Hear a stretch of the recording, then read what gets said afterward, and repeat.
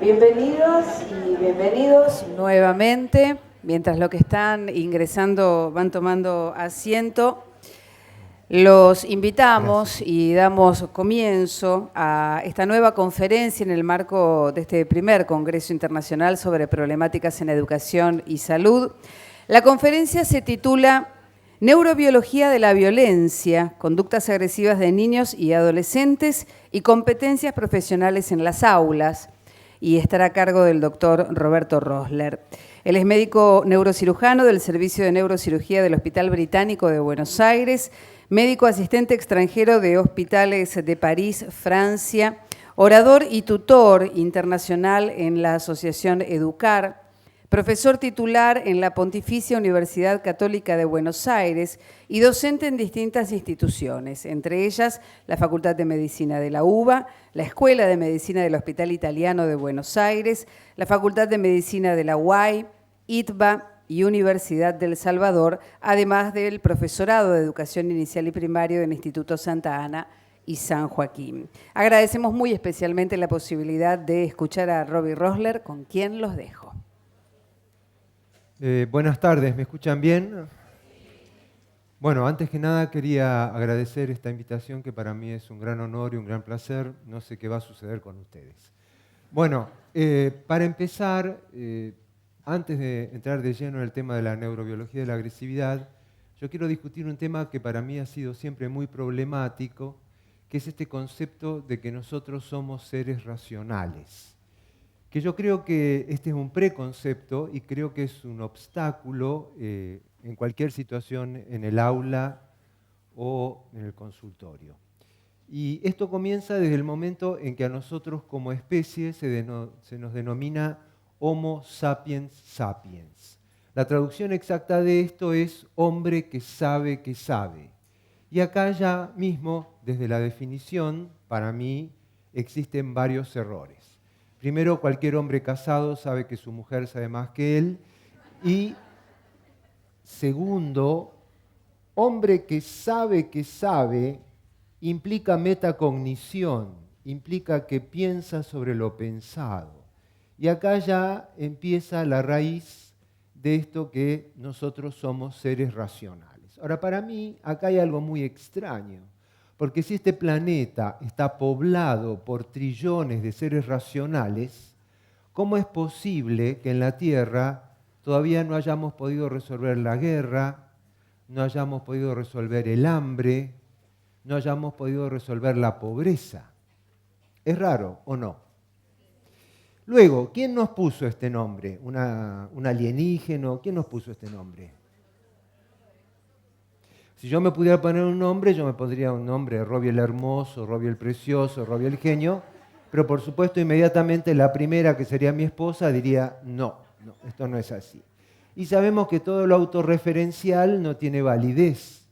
Entonces yo lo primero que voy a intentar es demostrar un par de ejemplos, que especialmente para aquellos de los aquí presentes que son porteñas o porteños ya lo saben, nosotros no somos seres racionales. ¿Se acuerdan de la gripe porcina? ¿Se acuerdan? ¿Se acuerdan que nos iba a destruir, que nos iba a exterminar? Bueno, ahora sabemos que fue un pequeño arreglito de la industria farmacológica, que en esa época por primera vez andaba un poco flojito las acciones y tenía que subirlas. Entonces ahora los señores de la OMS que dieron la alerta roja están en un pequeño juicio, pero bueno, no importa. Yo recuerdo... Porque para mí, por ejemplo, una verdadera experiencia antropológica es viajar en el subTC, ¿sí? Yo en el subTC le he dado besos a extrañas y a extraños, ¿sí? Y hasta he conocido orificios de mi anatomía que no sabía que tenía. Yo creo que si los Pumas quieren ganar el próximo Mundial de Rugby, tienen que ir al subTC. Si detienen a la gente, indudablemente van a ganar. Bueno, y viajar en el subTC en la época de la gripe porcina era una experiencia muy rara porque uno viajaba solo. Era como en esas películas distópicas de Hollywood de epidemias y había una persona como a un vagón de distancia y ¿se acuerdan? Viajaban con barbijo, con barbijo. Bueno, en esta misma etapa en la ciudad de Godoy Cruz, no sé si algunos la conocen, una ciudad muy tranquila, de gente normal, no como esta ciudad de psicóticos. Bueno, en esa época se corre el rumor de que viene un colectivo con una persona con fiebre, para colmo no es un ser humano porque es un chileno. Entonces, ¿cuál es la decisión que toman los habitualmente tranquilos ciudadanos de Godoy Cruz? Recibirlo a pedradas, o sea, al mejor estilo de la lapidación medieval de la peste negra. ¿Esta es una respuesta racional? Bueno, miren las fotos, lo tuvo que proteger la policía porque si no lo lapidaban. Vamos a otro ejemplo. ¿Cuándo es el único momento que 40 millones de argentinos, bosteros y gallinas, peronistas y radicales, todos tiramos para el mismo lado? 11 adultos en pantaloncitos cortos persiguiendo una pelota. Para colmo, ninguno de estos vive en la Argentina.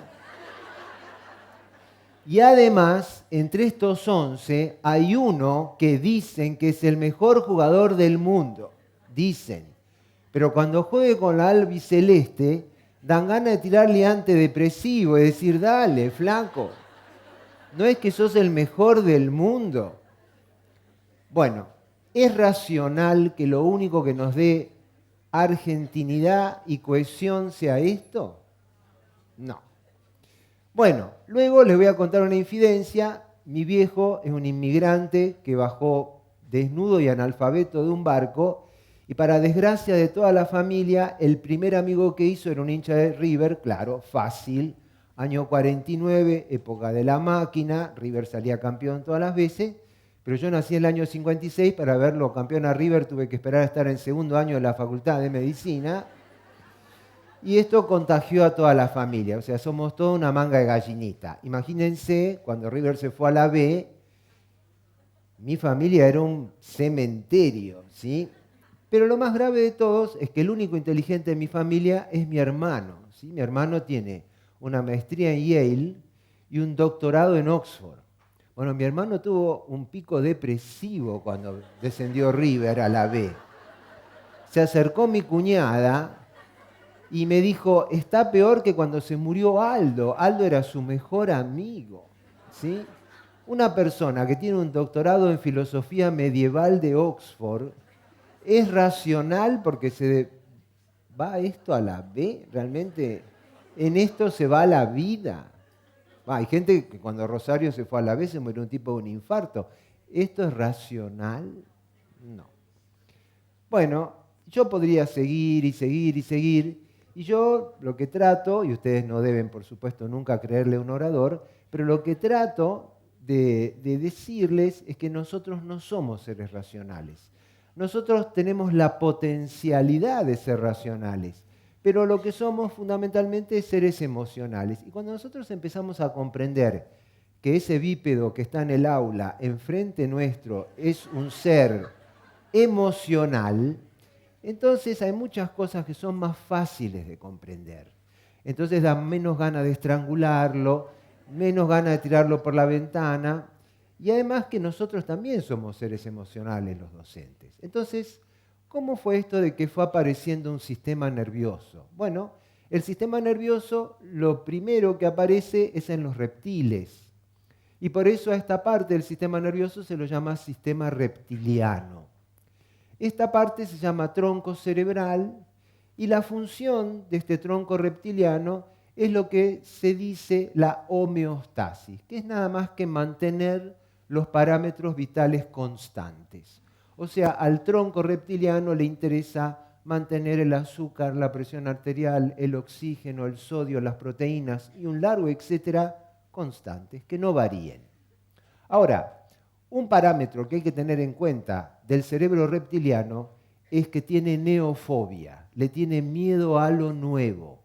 ¿Por qué? Porque este cerebro reptiliano no aprende, no tiene posibilidades de modificar sus conductas. Tiene un patrón genéticamente regulado y por lo tanto, cuando aparece algo nuevo, tiene resistencia al cambio. Yo, cuando entré en la docencia, en el año 76, ese hermoso simbolismo de la uva, tengo que hablar bajito porque estamos en la uva, nos llamaban ayudantes de segunda, que nosotros orgullosamente decíamos que éramos ayudantes de segunda. Bueno, en esa época estaba la taxonomía de Bloom. Aquel que no sabía la taxonomía de Bloom era un paria y era echado de la tribu. Pero después vino el constructivismo. Entonces, todo de vuelta a empezar. Y ahora vinieron las competencias y habilidades. ¿Qué hace el tronco reptiliano cada vez que aparece una nueva moda en la educación? Se resiste. Se resiste, ¿por qué? Porque cuando nosotros ya hemos aprendido algo, entra el tronco reptiliano y nosotros lo utilizamos sin gastar energía. Vayan a un aula y vean, y se van a dar cuenta que docente está dando la misma clase hace 30 años. Esa clase que la da igual hace 30 años la da con el tronco reptiliano. Y es maravilloso. Es maravilloso porque uno está como una especie de nirvana, sin pensar. La clase no la da uno, la da el tronco reptiliano. Y es fantabuloso porque uno no se cansa. Y este es el problema por el cual las personas, las instituciones, se resisten al cambio. Por supuesto, desde la biología. Esta es una mirada reduccionista. Hay un montón de explicaciones psicológicas, sociológicas, históricas, culturales, económicas, por las cuales todos nos resistimos al cambio. Luego, este es un ejemplo maravilloso de resistencia al cambio. En Canadá, hace unos años, el Ministerio de Transporte quiso averiguar por qué el ancho de las vías del tren era de 1,45 m. Y nadie sabía en Canadá por qué el ancho de las vías era 1,45 m. Entonces se formó un comité. Ustedes saben que el general Perón decía que cuando alguien quería que no se supiera algo, que había que hacer un comité. Pero parece que en Canadá es diferente. Entonces, lo primero que averiguó el comité fue que el ancho de estas vías era de 1,45 m, porque así era en Estados Unidos. Y esto era así porque así era en Inglaterra. Y esto era así porque así era el ancho de los antiguos tranvías ingleses. Y esto era así porque así era el ancho de los antiguos caminos forestales ingleses. Y esto era así porque este era el ancho de las antiguas carretas inglesas. Y esto era así porque cuando los romanos invadieron Britania, decidieron que esto era el ancho de los caminos. ¿Y por qué en el siglo II a.C. los romanos decidieron que 1,45 m era lo mejor? Porque este era el ancho de 2 culos de caballo. Entonces, en 23 siglos, nadie se detuvo a pensar, carajo, 1,45 m es lo mejor. Y fíjense lo que es la resistencia al cambio, que en 23 siglos, todos los países anglosajones y todos los países en los cuales los ingleses construyeron los trenes, tenemos 1,45 m de ancho. Y esto explica también las burocracias. Las burocracias resisten el cambio. Luego, en los mamíferos inferiores aparece el sistema límbico. El sistema límbico es aquella parte del sistema nervioso que procesa las emociones. Y a mí me gusta llamarlo el Señor de los Anillos, por 2 motivos. Un motivo porque anatómicamente esta parte de la corteza, que es muy pequeña y que procesa las emociones, si uno la observa anatómicamente, dibuja un anillo. Y otro motivo, que es mi opinión personal, como dice Tolkien en su libro, un anillo para gobernarlos a todos. Y yo creo que humildemente nosotros no somos seres racionales y estamos gobernados por este anillo límbico. Y luego, sí, como lujo evolutivo de los primates, aparece en los mamíferos superiores esta enorme corteza nueva, y por eso se llama neocórtex, que es la corteza que nos permite pensar, nos permite razonar. Es cierto, ocupa el 90% del bocho, pero el problema es que para usar esta corteza para pensar hay que gastar energía. Y yo personalmente veo muy poca gente pensando. Yo con suerte pienso una vez al mes, ¿sí? Y por ejemplo, mi último error, mi querido Alex, que tiene 10 años, cada vez que le dan tarea, ¿qué hace? Dice, ¡yupi! ¿La seño me dio tarea? No, se defiende como gato panza arriba, como buen posmocoso, porque él no quiere hacer la tarea. Porque él piensa que él va a ser como Manu Ginóbili, va a jugar en la NBA, ¿y para qué le sirven los diptongos? ¿Para qué le sirve la tabla pitagórica? No le sirve para nada. Y porque para hacer la tarea, ¿qué tiene que usar? Tiene que usar esta neocorteza que gasta energía. Pero además, veamos, ¿cuál es el marketing de la neocorteza? ¿Cuántos canales hay en Cablevisión para pensar? ¿Cuántos? ¿Cuántos? Díganme. Me sobran los dedos de esta mano. Y luego, veamos, no las chicas, porque las chicas cuando vuelvan hoy a casa van a tener que hacer cosas muy complejas porque esta sociedad es estereotipada, machista, y van a tener que revisar las mochilas, los cuadernos. Pero los varones que estamos acá, cuando lleguemos a casa, yo, y me tire en la cama, ¿qué voy a buscar? Un canal donde alguien me recite la Ilíada de Homero, o un canal donde estén mostrando la cabalgata de las Valquirias de Wagner. ¿Voy a aprender eso? No. Yo lo que voy a buscar es un canal donde esté Rápido y Furioso 57, Rocky 48. ¿Y por qué voy a hacer eso? Porque si yo veo Rápido y Furioso 58, yo activo mi límbico y me divierto sin pagar el peaje intelectual de pensar. Es por eso que Cablevisión tiene 3 canales para pensar. Ya tiene hecho el marketing. La gente no quiere pensar. La gente... a ver, veamos. ¿Qué drogas consumimos de lunes a viernes? ¿Qué han ido a tomar ustedes diciendo, ay, tengo que bancarme ahora este tarado que viene? ¿Qué droga consumieron? Café. De lunes a viernes tomamos café para bancarnos el laburo que tenemos. Y de viernes a domingo tomamos cerveza para olvidarnos del trabajo que tenemos. Entonces, no es que el fin de semana nos dedicamos, ¿sí?, a leer a Shakespeare, porque no queremos pensar, ¿sí? Muy bien, entonces, esta es la imagen que yo tengo de nuestro sistema nervioso.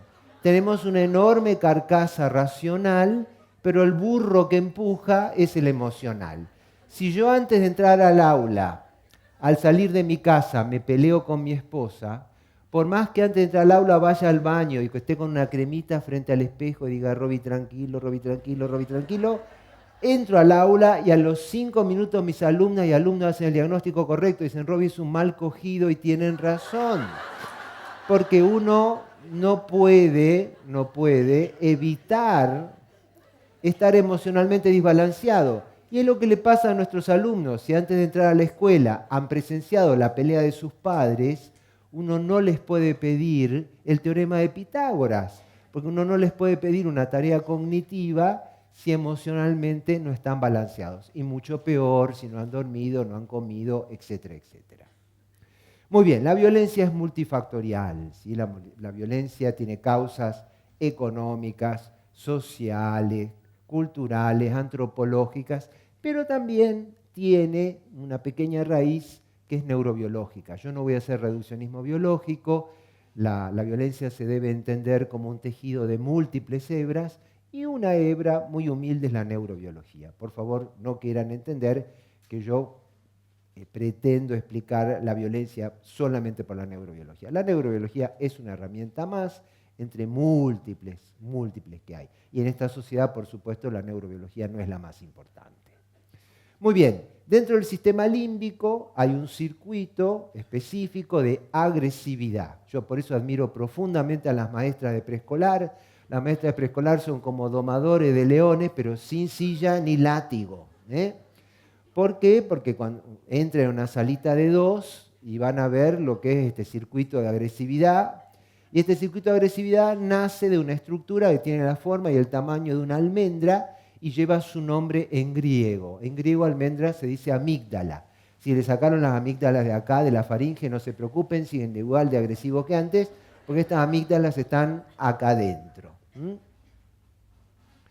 Muy bien, el título de estas reuniones es ¿qué necesitan de los adultos, los niños y los adolescentes? Bueno, desde mi humilde punto de vista, ¿qué es lo que necesitan con respecto a la agresividad? Y necesitan fundamentalmente que nosotros no permitamos que salga el monstruo de adentro. ¿Por qué? Porque cuando nosotros estamos frente a un niño o un adolescente que es agresivo o que nos acosa. Por ejemplo, hace un tiempo en una institución que no voy a nombrar, entré, secundario por supuesto, adolescente, lo primero que hace un adolescente es encararme y me dice, profe, me pica la salchicha. Yo lo primero que hubiera hecho es hacer la gran Homero Simpson, estrangularlo, pero si hubiera hecho eso hubiera permitido que me saliera el monstruo de adentro. O sea, sacar lo peor que yo tengo. Y esto es una de las cosas que nos piden, por favor, los niños y los adolescentes, que los adultos, como docentes, como padres, no permitamos, por más conductas de violencia que ellos ejerzan sobre nosotros, que saquemos eso que es lo peor que tenemos. Porque nosotros también tenemos un límbico muy desarrollado y muchas veces, a veces nos agarran cansados, etcétera, etcétera, y sale este monstruo. Y todos nosotros nacemos con unos botoncitos y estos botoncitos parecen encontrar su madurez cuando tenemos hijos o cuando tenemos alumnos. En realidad ya están muy maduros desde antes. Lo que pasa es que nuestros alumnos, nuestros hijos, tienen una facilidad asombrosa para apretar estos botoncitos. Y al apretar estos botoncitos logran que nosotros estallemos. Y en este estallido nosotros hacemos cosas de las cuales nos lamentamos porque estos botoncitos son nuestro sistema límbico. Y cuando se aprieta nuestro sistema límbico sale este tan temido monstruo que después, cuando hacemos nuestro examen de autoconciencia pedagógico nocturno, uno dice, debo ser mejor docente, debo ser mejor docente, debo ser mejor docente. Mi último episodio en lo cual yo logré frenar al monstruo, pero porque soy un tarado, yo soy un tarado profundo, universidad. Mi netbook es una agenda de papel y lápiz, donde los eventos que no están seguros los escribo en lápiz, y sin levantar la cabeza digo, ¿alguien tiene una goma para prestarme? Levanto la cabeza y hay una chica que me está haciendo así. Bueno, yo soy de aquellos que 3 meses después dicen, ay, le tendría que haber contestado. Pero claro, ella me está haciendo así y los 29 de la barra brava me están mirando. Y yo escuchaba las oxidadas barras de mi neocorte haciendo cri, cri, cri, cri, cri, cri, cri. ¿Qué le contesto? Por supuesto tenía ganas de estrangularla, matarla, cortarla en pedacitos, pero eso no se puede, está grabado por el vínculo. Y Alá protege a los idiotas. Le digo, no, mi amor, de esas no. Digo, de borrar. Después, después de muchos años uno aprende, ustedes ya lo saben, jamás contestar frente a la barra brava. Cuando se fueron todos, le digo, mi amor, le digo, no podés hacer eso. No podés tocarte la teta frente al profesor. Y ella con sus ojos transparentes me decía, no, profe, todo buena onda con usted, todo bien. No, le digo, no. Vos no te podés tocar una teta frente a mí. Pero no, me dice, es una broma. Se fue sin comprender que ella no se podía tocar una teta frente a mí. Muy bien. Y si somos invadidos por el monstruo, acá hay una antigua técnica que en inteligencia emocional se recomienda, que es el semáforo emocional, ¿sí? Esta técnica es muy antigua. Si vemos que el monstruo está a punto de salir, como en esta chica que se apretaba sus senos, el semáforo emocional está bueno, ¿sí? Entonces, primero, semáforo rojo, stop, no estrangularla, calmarse y pensar antes de actuar. Luego, semáforo amarillo, expresar el problema y decir qué es lo que uno siente. Yo quería matarla, ¿sí? Luego pensar en varias soluciones. Yo quería salir corriendo del aula, pero bueno, no era una solución. Y luego, luz verde, seguí para adelante y tratar de cumplir con tu mejor plan. El semáforo emocional, cuando uno ya lo tiene incluido adentro, en situaciones de como profe me pica la salchicha, alguien que se aprieta una teta en el aula, qué sé yo, sirve para no dejar que nos aprieten el límbico. Luego, el sistema límbico sirve para otra cosa. Yo siempre digo que mucha gente de los aquí presentes habrá cometido el mismo error que yo tengo 3 errores. Yo siempre digo que tener hijos sería divertido si cuando llegara la adolescencia uno los pudiera devolver, ¿sí? Pero lamentablemente no. Acá está mi primer error. Es increíble, mi querido Santi, semanas antes de esto era un ser dulce, cariñoso, que lo más grande era estar conmigo, ir al cine conmigo, dormir la siesta conmigo. Y de pronto, en pocas semanas, se transformó en esto, ¿no? Y una de las características más comunes de la adolescencia es la agresividad. Esto vale tanto en el modelo hembra como macho. ¿Por qué? Porque la amígdala está llena de receptores a testosterona y estrógeno. Y esto tiene una explicación. Porque mi querido Santi, en el Paleolítico, tendría que haber salido de mi caverna, agarrarse a trompadas con otro macho para empezar una nueva familia. Pero ¿esto es lo que hacen ahora? No, se quedan hasta los 40 años. Yo tengo ya 2 machos alfa en casa, hay un olor a bola impresionante y la convivencia se hace complicada, ¿sí? Porque lamentablemente el presidente de la Fundación Rosler soy yo, ¿sí? Muy bien. Luego, ir por la vida con un circuito de agresividad acá adentro es muy peligroso. Por eso, la biología puso severas restricciones biológicas. Por eso ningún mamífero, salvo uno, mata a otro adulto de su propia especie. ¿Quién es el único mamífero que mata a otro adulto de su propia especie? Qué raro, el Homo sapiens sapiens. O sea, el ser racional es el único que mata a otro adulto de su propia especie. Esto es una contradicción. Si es racional, ¿cómo va a ser esto? Y pensemos en el ser mamífero más agresivo, el león.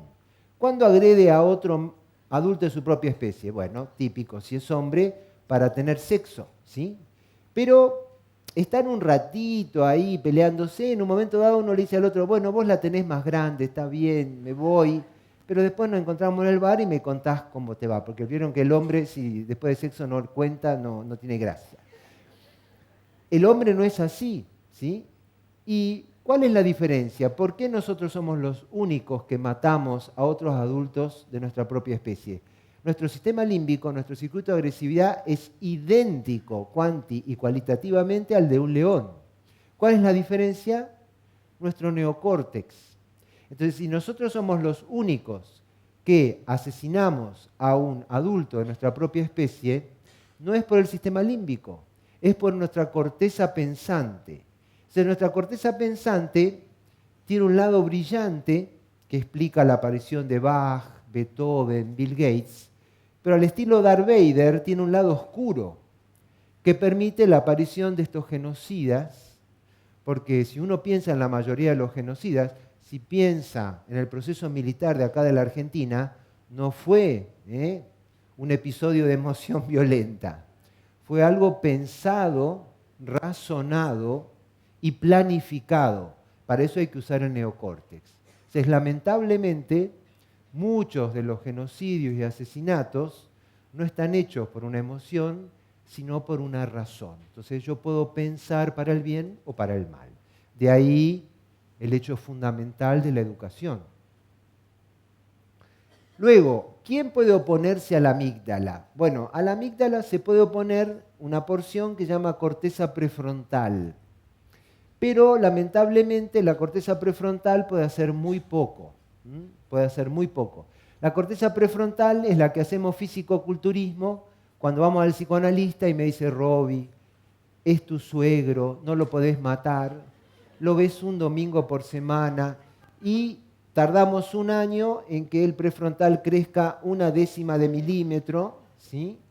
Y por eso el prefrontal, cuando la amígdala estalla, observa azorado cómo decimos cosas y hacemos cosas de las cuales después nosotros nos arrepentimos.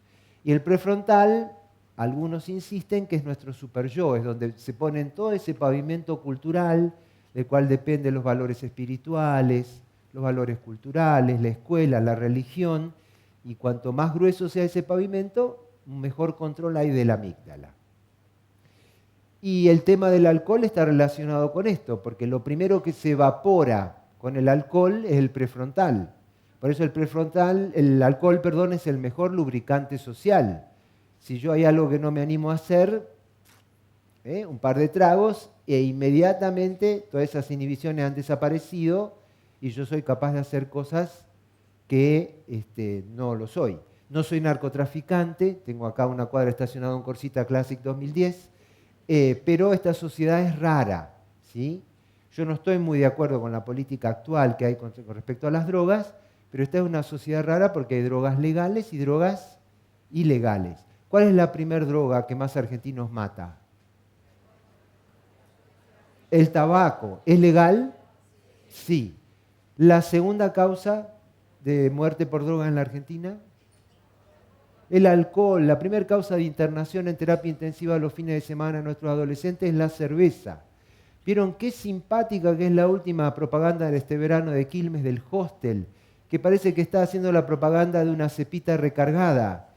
No es una cepita recargada, es lo que está matando a nuestros adolescentes. Entonces, nos debemos una explicación. Luego está la autopista del miedo dentro del límbico, y ser argentino y tener miedo nos sirve porque nos protege de lastimarnos. Y nace de la misma estructura, de la amígdala. Y lo que hay que entender es que estos dos circuitos se potencian entre sí. Cuanto más miedo tengo, más agresivo me pongo. Y cuanto más agresivo me pongo, más miedo tengo. Entonces, muchas conductas de la gente agresiva, hay que entender que la gente agresiva tiene miedo, tiene mucho miedo. Y entonces nuestra amígdala es nuestro centinela psicológico. Es una especie de radar que está escaneando el medio ambiente para ver si hay estímulos peligrosos. Un problema grave es que cuando la amígdala detecta un estímulo peligroso, se activa, da la respuesta de estrés, pero simultáneamente apaga todos los circuitos pensantes. Entonces, cuando yo tengo estrés y respondo agresivamente, no estoy pensando. Y uno de los peligros de esto es lo que se llama secuestro emocional. El secuestro emocional es cuando la amígdala se activa, pero ante un estímulo que no es peligroso. Ejemplo para los futboleros, el de Zinedine Zidane. El Tano le habrá dicho, yo me recontrarré a tu hermana por todos los orificios. Se ve que Zidane, un jugador profesional con mucha experiencia, se va, pero la amígdala está secuestrada. Sabe que el árbitro lo está mirando, sabe que va a dejar a su equipo con 10 jugadores, sabe que va a perder, pero ¿qué hace? Le da un cabezazo, tarjeta roja y afuera. Y ahora tuvimos en el último mundial, un ejemplo rioplatense de secuestro emocional, el mordiscón de Suárez. Yo he sacado a mis errores en salita de 2 mordidos, pero a los 30 y pico de años ir mordiendo acá y allá, ¿sí? Si no es por bondad, por hipocresía. Terapeuta para el señor Suárez, no puede ir mordiendo a los 30 y pico de años, porque esto es un secuestro emocional. Está bien, estaba perdiendo Uruguay, pero yo también tengo ganas de morder a mis alumnos y no los muerdo, ¿no? Me tranquilizo mi amígdala y digo, tranquilo, tranquilo, por acá no. Muy bien, luego está este tema de los adolescentes, ¿sí? Yo admiro profundamente a los profes de secundario. Pasarse todo un día con adolescentes debe ser una prueba muy difícil. ¿Por qué? Porque hay que digerir esas adolescencias que atraviesan nuestros espacios escolares y familiares. Pero hay que recordar que los adolescentes no tienen la culpa. La adolescencia aparece cuando la escuela secundaria se vuelve obligatoria. Y cuando se vuelve obligatoria, le damos una moratoria a que sigan 5 o 6 añitos más ahí en ese estado. Y ahí aparece la adolescencia. La adolescencia es una construcción social. La adolescencia no es un periodo biológico. Y no hay que confundirlo con la pubertad. La pubertad sí es un periodo biológico. Y nunca hay que confundir un adolescente conflictivo con un adolescente problemático. El adolescente conflictivo es un adolescente normal. Si ustedes tienen un adolescente que no es conflictivo, llévenlo al médico. Algo malo le está pasando, ¿sí? El adolescente conflictivo es el adolescente habitual. El adolescente problemático es el que consume drogas, el que está con armas, pero el adolescente conflictivo es el que tenemos todos los días en el aula y en casa. Y una característica típica de la adolescencia es adolescencia con toma de riesgos. Eso es un combo. Es increíble que una persona de 14 años sea mucho más peligrosa en sus conductas que uno de 10.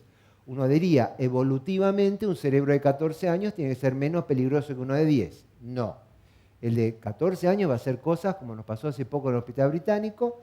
7 chicos adolescentes salieron de un boliche bailable, borrachos, y se tiraron del puente sobre la Figueroa Alcorta a la altura de la Facultad de Derecho. ¿Es racional esto? No. A los que sobrevivieron de esto les preguntamos, ¿por qué lo hiciste? Respuesta adolescente. Contracción de los esternocleidomastoideos. Muy bien, esto es de mi propia cosecha, este es mi primer error. Un verano me dice, papá, me quiero ir de vacaciones a Bolivia. Bueno, yo no tengo ningún derecho porque lo único que hago es pagar el viaje, por lo tanto no puedo opinar. Entonces, se va. No llegan a leer, pero el último día él ya había cursado tercer año de la Facultad de Medicina, que es anatomía patológica, que son todas las formas de morirse. Entonces ya algo sabía. Acá dice, precaución, usted está en el camino más peligroso del mundo. Verifique su equipo, etcétera, etcétera. Bueno, esta era una excursión que era bajar en bicicleta de un cerro desde los 4.000 metros de altura, se recaga de frío, hasta los 100 metros de altura. Y todo este camino al lado de un precipicio lleno de cruces, de donde la gente se cayó y se murió. Muy bien. La flecha blanca es mi hijo, la otra flecha es Luchi, su compañero desde el jardín de infantes. Por supuesto, ¿qué pasó? Crónica de una muerte anunciada, se desciende frenando, porque es en bajada, Luchi se cae, se fractura la clavícula. Y ustedes vieron que en el mundo de hoy, si no hay fotografía, no existió el recuerdo. Entonces me empiezan a mandar fotografías. Luchi caído, Luchi fracturado, Luchi entrando en la clínica en La Paz, Luchi defecando, Luchi. Entonces yo le digo, Santi, no había, ¿por qué elegiste? Santi ya estaba en tercer año, o sea, tenía 22 años. ¿Cuántos de los aquí presentes tienen hijos varones? Levanten la mano. Cagaron. El prefrontal termina de madurar a los 30 años. ¿Sí? Así que, adiós, hasta la vista. Levanten la mano cuántos tienen hijas mujeres. Tienen más suerte. El prefrontal madura a los 20 años. ¿Sí? Igual mi mujer, que no es una autora aceptada en la bibliografía, dice que después el hombre vuelve a ser bebé, o sea que no hay solución. Bueno, yo le digo, Santiago, ¿por qué elegiste eso? Y porque pareció divertido. O sea, el hombre es descerebrado, el hombre no... O sea, adolescente y hombre es peligrosísimo, peligrosísimo. Luego, otra característica del adolescente es este desorden emocional, esta desproporción afectiva. Mi segundo error, mi querido Ramiro, durante muchos años hizo un estudio aluvional de ropa. Entonces él entraba y tiraba la ropa. Debo aclarar que es federado de básquet, o por lo tanto dejaba sus zapatillas, sus medias, sus pantalones, su ropa interior, su remera toda chivada. Por lo tanto, cada vez que uno entraba había un olor a camello en descomposición en la habitación. Yo sufría mucho por Eleonora, que es la señora que viene 3 veces por semana a limpiar el departamento, que yo veía que abría la habitación de Ramiro y hacía... Yo casi le compro una máscara o algo. Bueno, ¿y cómo empezaban las conversaciones con Ramiro? Mirá, Ramiro, por favor. Además no era mucho. Mi mujer ya le había comprado un cesto de 1 metro de ancho para que tire. Lo único que se le pedía era tirar. Y él le empezaba a decir, no, porque esta es mi habitación y acá yo hago lo que quiero. Bueno, y esto iba escalando. Y debido a esta distorsión por estos nubarrones emocionales, terminaba como la batalla de Stalingrado. Yo una vez me saltó la cadena mal y agarré el cajón de su mesita de luz y lo tiré todo en el inodoro, tapando todo con llaves, monedas, todo. Entonces, este es el tema de hablar con el adolescente. Además, el adolescente vieron que le habla a uno de igual a igual, de igual a igual. Es mi vida y sé lo que quiero hacer. Y ahí es donde uno se siente docente, padre, cuchara. O sea, no corta ni pincha. ¿Sí? lo cual es una sensación de impotencia muy terrible. Pero si tranquiliza, todos nos sentimos igual. Todos nos sentimos igual. Muy bien. ¿Por qué el adolescente es mucho más peligroso que un niño de 10 años? Bueno, neurobiológicamente, el adolescente ya tiene totalmente maduro su sistema límbico, pura emoción, pura motivación, y el prefrontal está descerebrado.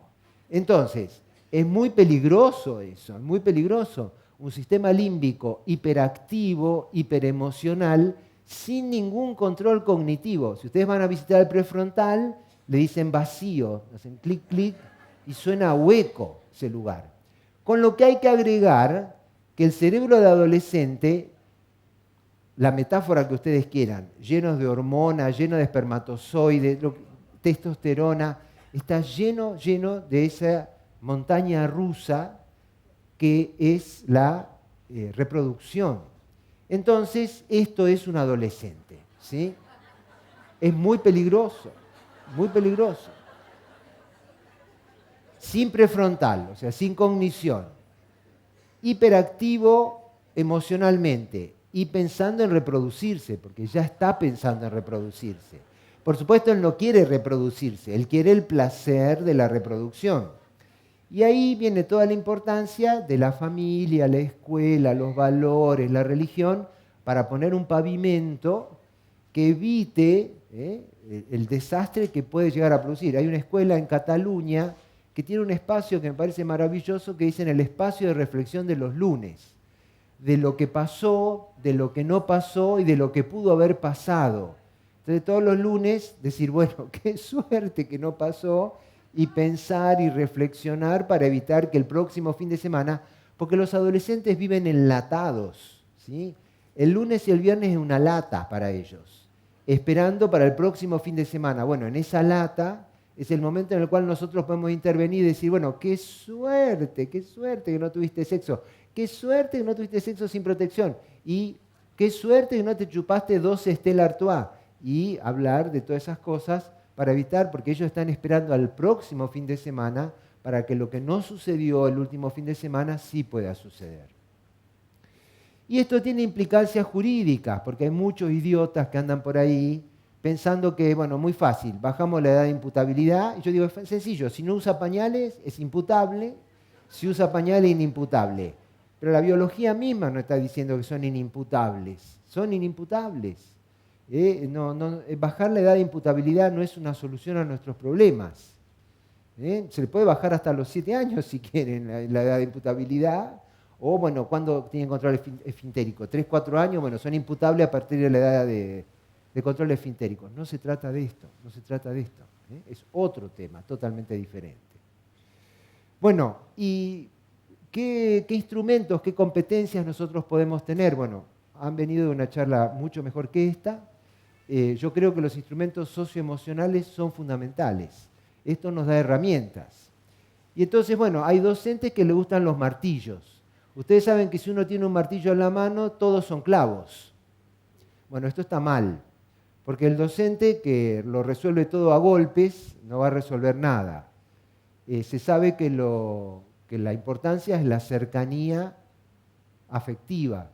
Lo efectivo es lo afectivo. A los golpes no se resuelve nada, aunque da muchas ganas a veces, pero esto no resuelve nada.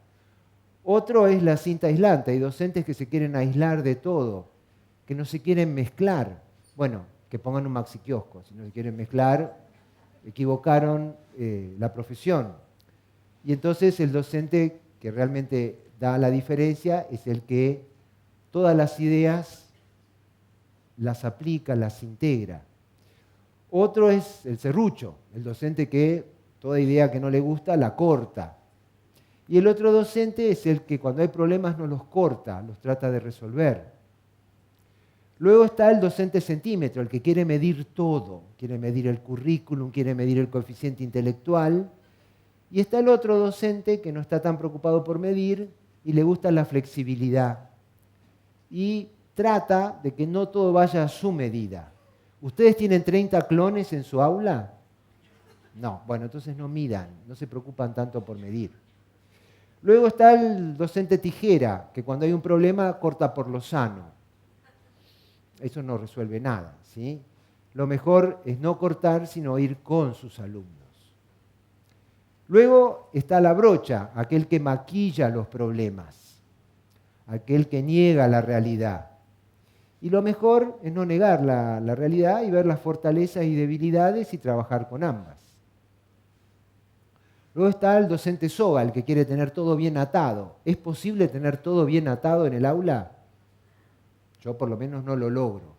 Entonces, en vez de tener todo bien atado, hay que dar autonomía. Hay que permitir la autonomía en el aula.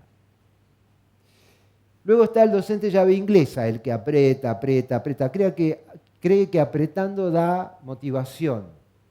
Y en realidad la motivación es justamente al revés.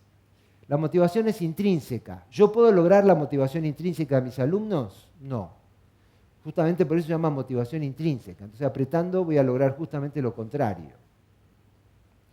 Luego está el docente cronómetro, el que es esclavo del tiempo, el que como el capitalismo cree que el tiempo es oro. Y yo creo que está muy bien perder el tiempo. Por ejemplo, una pérdida excelente de tiempo son las conversaciones informales, en la cual yo aprendo qué hay detrás de esa máscara, como dice Perrenú, de el estudiante como profesión, porque el estudiante aprende a ser alumno. Bueno, hay que aprender qué hay detrás de esa máscara. ¿Quién es ese alumno? ¿Por qué ese alumno es como es? ¿Qué hay de su vida personal? Y eso se logra solamente en las conversaciones informales. Y también otra herramienta muy buena, que hablaron seguramente ya de esto, es la memoria, es la inteligencia emocional, ¿sí? Y en mi casa, de mi inteligencia emocional, hay 5 pisos. En el primer piso está la señora autoconciencia, que es muy chismosa. La señora autoconciencia quiere saber todo lo que nos está pasando y no te deja subir al segundo piso hasta que no le contás todo. Y una vez que vos le decís si estás bien o estás mal y por qué estás bien o estás mal, te deja subir al segundo piso, donde hay un señor disfrazado de policía, que lo primero que te dice es la voz de alto y acá está el autocontrol. Si uno no tiene autoconciencia, si está bien y está mal, y no tiene autocontrol, en el aula no le va a ir muy bien. Y lo primero que te hace el señor autocontrol es el test de alcoholemia. Y si uno está muy nervioso, no te deja pasar al próximo piso hasta que uno no demuestra que está con sus emociones controladas. Y en el tercer piso uno se encuentra con una joven personal trainer, que es la señorita automotivación, que está haciendo gimnasia con música, y lo primero que hace es darte unas pesas y empieza a motivarte, y uno, como le da a esta señorita las palabras justas, sale de este piso con el alma y el corazón renovado. Y en el cuarto piso hay una señora mayor, que es la señora empatía, que con solamente mirarte sabe lo que vos pensás. Y como en tu casa, en la casa de la señora empatía, todo te resulta familiar, te parece que estás en su propia casa, y por fin uno llega al quinto piso, que es el piso comunitario de la señora de la inteligencia socioemocional. Ahí uno comparte un montón de cosas con un montón de personas y acá hay que trabajar en equipo. Si uno no domina estos 5 pisos, es difícil que uno pueda atravesar el aula. Bueno, para terminar, pido disculpas a los varones aquí presentes. La neurobiología de la afectividad nos ha demostrado que hay un cerebro anatómica y fisiológicamente masculino y hay un cerebro anatómica y fisiológicamente femenino. ¿Sí? Yo no les vengo a decir que el hombre piensa distinto que la mujer, porque cualquiera de ustedes que esté casado eso ya lo sabe. Lo que le vengo a decir es que desde el punto de vista del microscopio, fisiológicamente el cerebro masculino y femenino son distintos. Por lo tanto, discúlpenme muchachos, pero esta imagen es verdadera. Tal vez es un poco cruel. El hombre no tiene una sola palanquita, tendrá 3 o 4. Además de la del sexo, tiene la del control remoto, la del fútbol y la del auto. Pero no hay más. No hay más. Entonces, chicas, primero, no le pidan peras al olmo. ¿Sí? Y esto explica varias cosas. En el aula, en la pareja, en el matrimonio. Primero, por ejemplo, ustedes se pasan la vida recriminándonos. ¿Cómo no pensaste? ¿Cómo no te imaginaste? Bueno, con 3 palanquitas. No, bueno, no se burlan de una discapacidad, ¿sí? Es así. Muy bien. Yo, como ya soy un zorro viejo, yo ya me adelanto. Por ejemplo, mi mujer llega a casa y empieza a dar vueltas alrededor mío. Yo tengo una lista de cotejo. Miro la lista y veo, ¿se cambió el pelo? No. ¿Se cambió el color de pelo? No. Y si no veo nada, le digo, ay, te cortaste las puntas. Y dice, ay, sí te diste cuenta. Yo no me doy cuenta. Fíjense, ¿hay detector de puntas ahí? No hay. Luego también, esto explica por qué los hombres queremos hacer todos los domingos lo mismo. Porque con pocas palanquitas las rutinas nos tranquilizan. Pero ¿qué les pasa a las mujeres si todos los domingos los hombres queremos hacer lo mismo? Se aburren, se aburren. Entonces viene la mujer y dice, negro, hace 10 domingos que hacemos lo mismo. Quiero hacer otra cosa. Y van a ver que la cara del hombre se desencaja. Y por un motivo desconocido, cuando la mujer quiere hacer algo nuevo, es algo que está a 150 kilómetros de distancia. Entonces entiéndannos. Bueno, una de las cosas que es muy diferente entre el hombre y la mujer es la agresividad. El hombre es 30 veces más agresivo que la mujer. Y esto se debe a su estructura cerebral y no solamente a su estructura hormonal. El circuito de agresividad en el hombre es mucho más importante que el de la mujer. Es más, el de la mujer son mucho más importantes sus circuitos de apego y sociales. Por eso el hombre es mucho más peligroso que una mujer. Si un hombre se estresa, se emborracha e invade un país. Una mujer, si se estresa, ¿qué hace? Compra chocolate e invade un shopping. Entonces, ¿sí? Yo creo que las mujeres tienen que tomar el poder. Otra cosa, para terminar, la mujer es superior al hombre en todas las funciones cognitivas, salvo en una, que es el procesamiento espacial. Por eso, chicas, estacionar, no se preocupen, no es para ustedes. Pero en todas las otras funciones espaciales, en todas las otras funciones cognitivas, el hombre es superior a la mujer. ¿Por qué la mujer es tanto más inteligente que el hombre? Por una cuestión evolutiva. Ustedes siempre tuvieron las tareas más complejas. Cuidar al hijo, cohesión familiar, cohesión grupal. Por lo tanto, para terminar, este es un típico cerebro femenino. ¿Ven todas esas pelotitas? Son problemas. Por eso la mujer muchas veces no puede dormir. Yo escucho al cerebro de mujer dormida, parece un motor diésel, hace... ¿Saben por qué el hombre se puede dormir muy fácil? Porque tenemos solamente 2 pelotas, nos las rascamos y nos quedamos dormidos. Muchas gracias.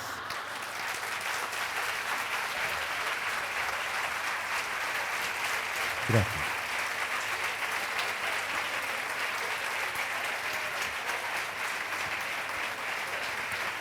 Vamos a abrir ahora un espacio para las preguntas que le quieran acercar al doctor Rosler. Vamos a disponer, como siempre, de 2 micrófonos. Levanten la mano y si pudieran, por favor, también ponerse de pie para poder ubicarlos en el salón. Doctor, ¿Dónde está ubicada? Que no la vemos. Ahí adelante. Una pregunta. Yo soy trabajadora social y trabajo con bastantes familias con muchísimos problemas sociales y afectivos. Y siempre tengo la duda, estos niños que tienen desnutrición física, desnutrición emocional, hipoestimulados sociales, se me hace como choca con el concepto de resiliencia.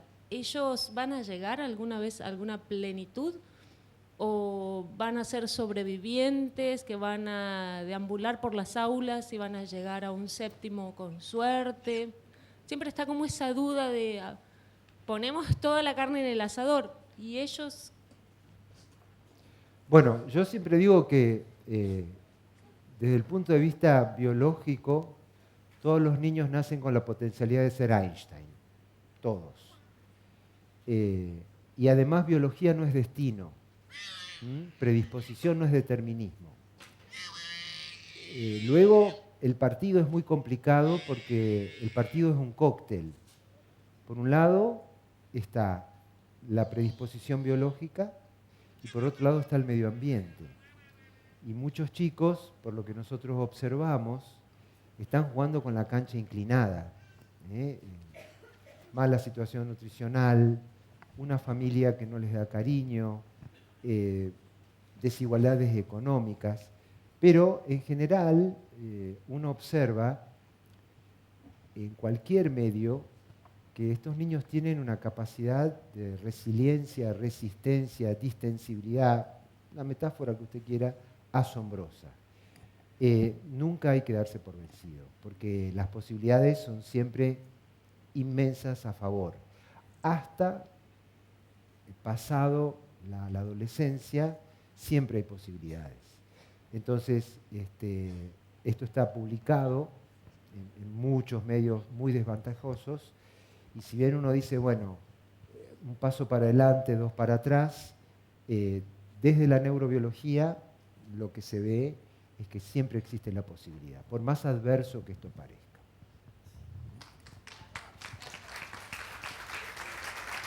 Gracias.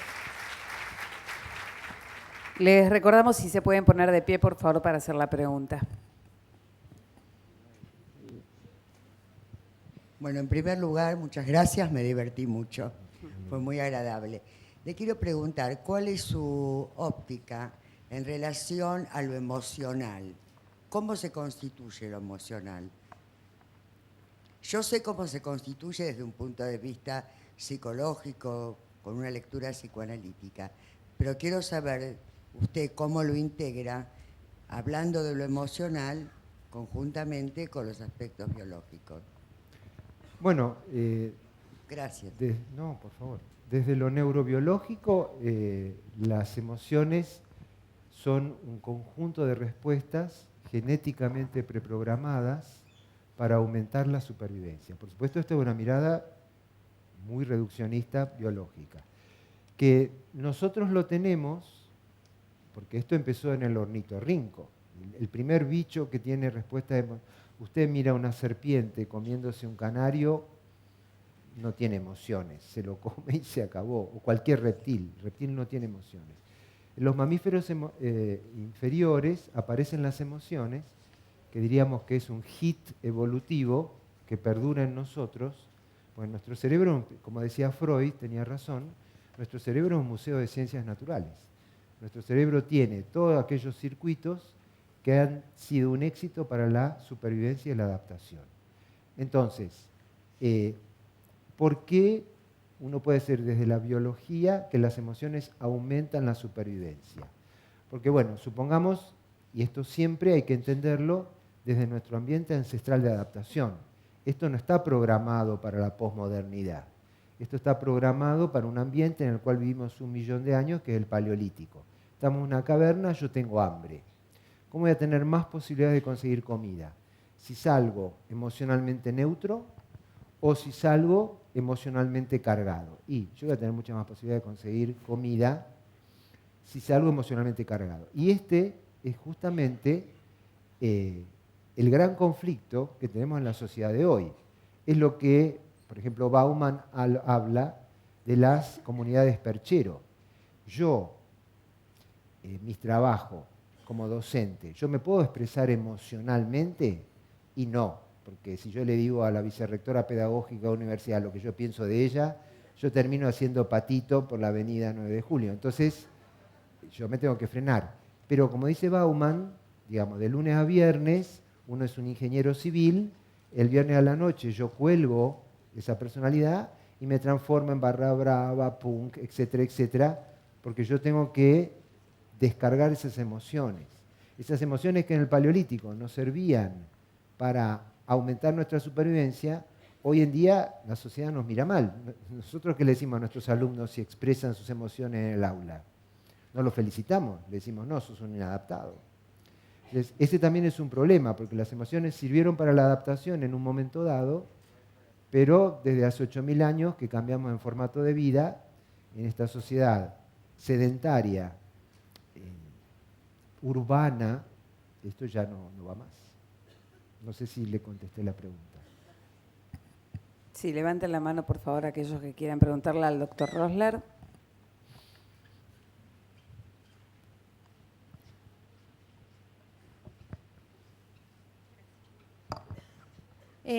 Hola, mi nombre es Mabel, yo soy trabajadora social también, como la colega que habló hoy. La consulta mía, yo estoy en este momento investigando algo en torno al pasaje al acto de adolescentes que atentan contra la vida de otros y en algunos puntos llegan a cometer un homicidio.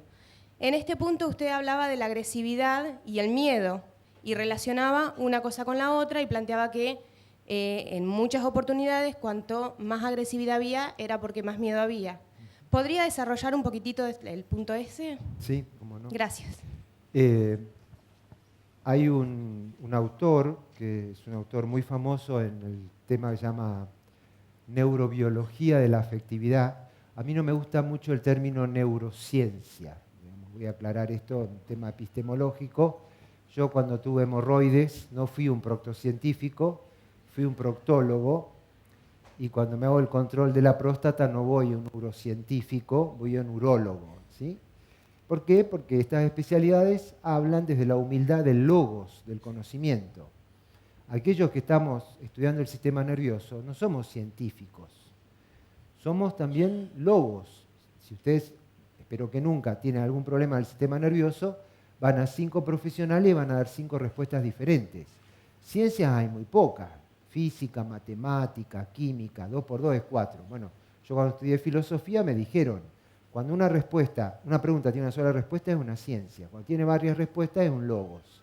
Yo no acepto el término de neurociencia porque lo que nosotros hacemos no es una ciencia, es un logos como cualquiera.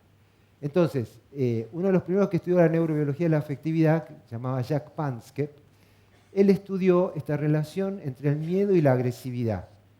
Y primero vio que evolutivamente los 2 circuitos aparecieron juntos.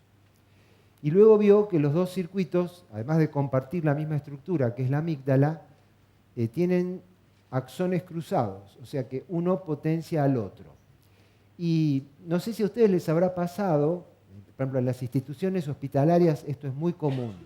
Uno entra a una institución hospitalaria e inmediatamente hay uno que se te cruza, y voy a utilizar el latín, y te recaga pedos profilácticamente. Bueno, generalmente, ¿qué pasa? En estas instituciones hay mucha gente ordinaria en puestos extraordinarios que se ven amenazados por uno, a pesar de que uno es un reptil en la cadena alimenticia, y generalmente muchos eventos de agresividad están descargados por el miedo en esta gente.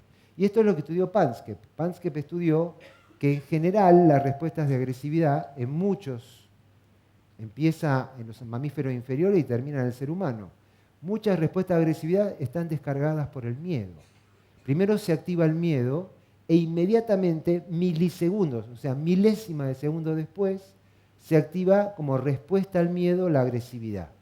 O sea, aquel que parece agresivo, en realidad, ¿qué es lo que tiene? Tiene miedo, tiene miedo. Y esto está replicado en un montón de mamíferos y está replicado en el ser humano. Mucha gente que es muy agresiva, en realidad lo que tiene es pánico. Es pánico. Y esto sucede especialmente en mucha gente que uno dice, ¿por qué es tan agresivo conmigo? Yo no le hice nada. En los adolescentes hay que pensar también, como lo decía François Dolto, el adolescente en realidad no es nada. Es el crepúsculo de un niño y el amanecer de un adulto. El adolescente abandona la estabilidad de la niñez para empezar a vencer los obstáculos de ser adulto. El adolescente tiene que vencer un montón de duelos, el duelo del cuerpo, el duelo de no ser más niño, el duelo de su relación con sus padres y sus adultos. Bueno, hay motivos para tener miedo. Y además ser adolescente ahora es mucho más complejo que cuando yo era adolescente en la década del 60. Entonces tener miedo ahora en un adolescente y no es ilógico.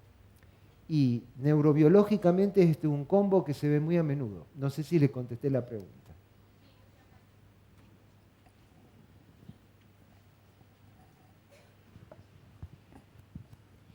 Sí, hola, buenas tardes. Gracias, muy amable. Muchas gracias por lo que nos diste hoy. 2 preguntas o inquietudes. Una respecto de las conductas de riesgo que asumen muchas veces nuestros adolescentes. Y la otra, un poco quizás una particularidad de eso, las conductas adictivas. Si nos puedes decir alguna palabrita. Gracias. Sí. Bueno, con respecto a las conductas de riesgo, nosotros, por ejemplo, hace poco, no sé si ustedes conocen el semáforo ruso. El semáforo ruso es cruzar esto generalmente se hace en zona norte, cruzar la avenida del Libertador cuando está en rojo para el peatón. Y el primero que corre pierde.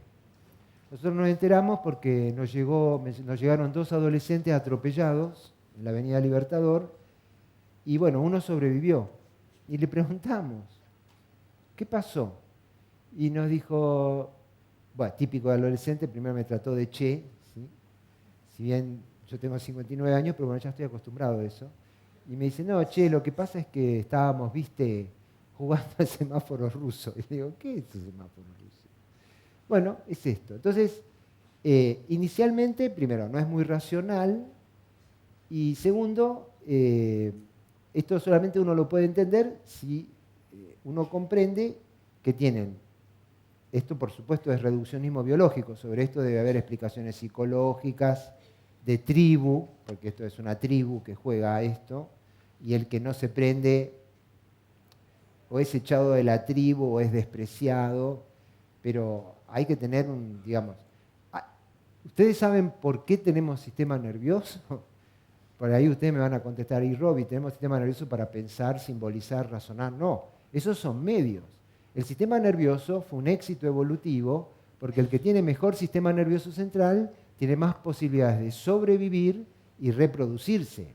Cruzar la Libertador en rojo no es una forma de sobrevivir, es una forma de morir.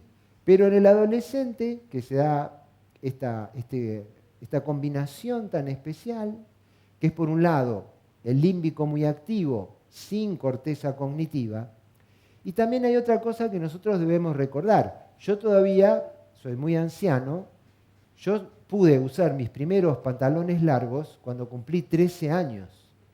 Yo iba como un idiota, con ya piernas peludas, pero hasta que no cumplí, o sea, yo cumplo el 13 de septiembre, hasta que no fue el 13 de septiembre de 1969, yo no pude usar pantalones largos, pero eran ritos de pasaje. Y entonces, cuando yo pude pasearme por mi Bajo Almagro con los pantalones largos, todo el mundo sabía que Robbie era un casi adulto. ¿Qué ha hecho la sociedad con todos esos ritos de pasaje? Los abandonó. Entonces, estas cabezas de calabaza han tenido que formar sus propios ritos de pasaje. Uno de ellos es el semáforo ruso. Luego, con respecto a la adicción, nosotros tenemos, una de las pocas cosas que tenemos de estadística en la Argentina es de adicción, por suerte. Y se sabe que cuanto más precozmente se consume alcohol, mayor posibilidad de ser alcohólico en la vida adulta. En el año 68, yo nací en el 56, o sea, más o menos la época de la adolescencia, de cuando yo era adolescente, se probaba el alcohol a los 18 años. En el año 2006 se prueba el alcohol a los 14 años. En el año 2014 se prueba el alcohol a los 12 años. Si seguimos así, en el 2020 se va a probar en el Jardín de Infantes. Y estos son datos preocupantes. Otro dato muy preocupante en la adolescencia, que ya el año pasado las mujeres consumen el mismo volumen de alcohol que los hombres. En mi época, ver una mujer adolescente tomando alcohol ni siquiera era raro, no se veía. Hoy en día las chicas consumen adolescentes la misma cantidad. Y el hígado adolescente, en realidad el hígado femenino, tiene una menor tolerancia al alcohol, a un punto tal que con un 60% de la dosis que toma un varón, ya la mujer está borracha. y de ahí, bueno, la enorme cantidad de violaciones, embarazo adolescente. Entonces, cuando uno habla con las chicas, yo doy muchas capacitaciones en colegios secundarios sobre adicciones, y las chicas, en realidad, uno lo que ve es que dice, no, yo voy a tomar igual. Uno ve como que hay ahí una pared, porque el rito es ir a emborracharse. La diversión es tomar. Y uno habla y habla, uno ya no debe ir a estas capacitaciones a decir no tomes. Las capacitaciones son cómo tomar, cuánto tomar. Porque ya está demostrado que si uno dice no tomes, ya se baja el telón, el tronco cerebral se apaga y no te escuchan. Entonces uno tiene que decir, bueno, las chicas tienen que tomar 2 tragos cada hora, los chicos tienen que tomar 3 tragos, la estrategia, y esto es muy llamativo, muy llamativo. Sí. Hola. La verdad que muy interesante A ver, la perdón, charla. soy Acá. hombre, no veo. Lejos, lejos.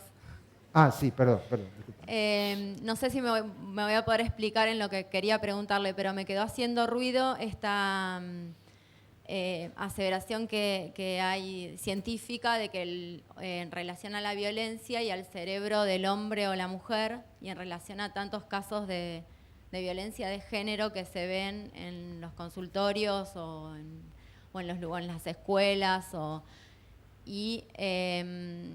Un poco la pregunta es en relación a si hay en realidad investigación relacionando si esto está determinado por el XX o el XY y es algo genético y no es modificable, o en realidad tiene que ver con una historia de los roles sociales y que en esto para pensarlo en qué se puede hacer, ¿no? Y en esto de la evolución, si realmente es hasta qué punto están atrás la evolución y hasta qué punto, comparando una niña que se ha criado en la violencia, también no puede llegar a tener los mismos mecanismos neurológicos de reaccionar con tanta violencia como un hombre, como hoy también la vemos.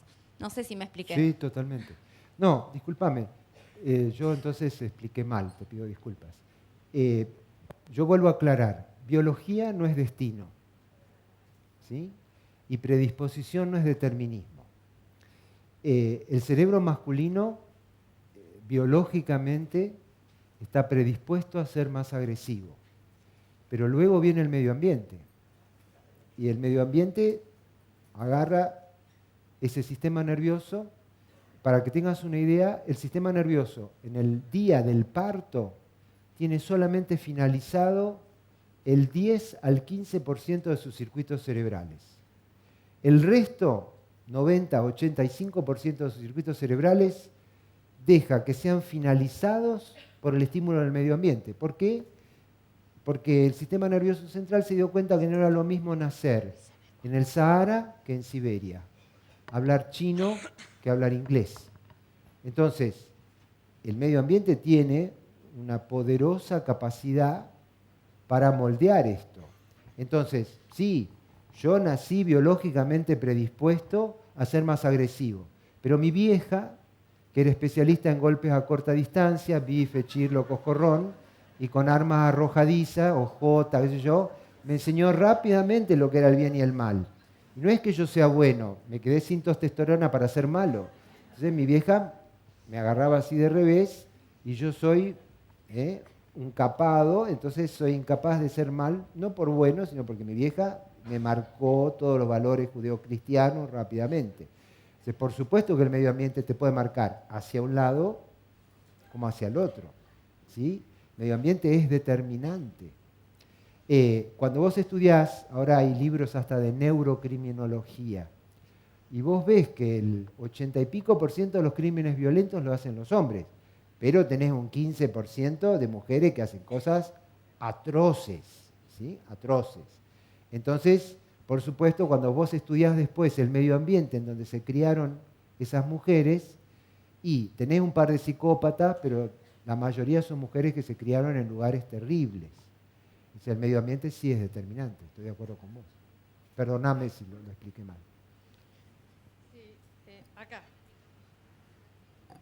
Acá. Soy yo hombre, Sí, perdón. Sí. Yo soy profesora en pedagogía, pedagogía hospitalaria y domiciliaria. Como corolario, ¿podemos decir que entonces es reversible la situación de violencia en el sujeto? Si yo si yo lo saco del contexto en el que se está moviendo y lo llevo a un contexto sano, ¿puedo lograr que la violencia se transforme en no violencia? Yo le diría que sí. Hay modelos humanos y modelos no humanos que son muy impresionantes de investigación, en lo cual se ve la reversión de esa tendencia. Lo que pasa es que, por supuesto, hay ventanas temporales, que lamentablemente todavía, por ejemplo, nosotros conocemos las ventanas temporales, las cuales se puede revertir un modelo de violencia en chimpancés. Por ejemplo, hay un modelo que yo siempre lo llamo la mamá del 2001, en la Argentina. O sea, a una hembra chimpancé embarazada, lo que le hacían era que no sabía a qué hora iba a comer. Un día comía a las 11, otro día comía a las 10 de la noche, otro día no comía. Esto la estresaba terriblemente y todas sus crías nacían muy agresivas porque el estrés del embarazo era transmitido por la placenta a sus crías. Y las crías nacían muy agresivas. Ahora, si esas crías hasta el 8º mes de vida eran amamantados por otras madres que estaban tranquilas, esa agresividad se revertía. Y tenemos ejemplos de agresividad transmitida y revertida en seres humanos. Es más, nosotros sabemos que los nietos de los sobrevivientes del Holocausto tienen más respuestas de estrés y de agresividad que el resto de la población. O sea que esto ya ni siquiera es genético, es transmitido por contacto interhumano. Pero esto puede ser revertido.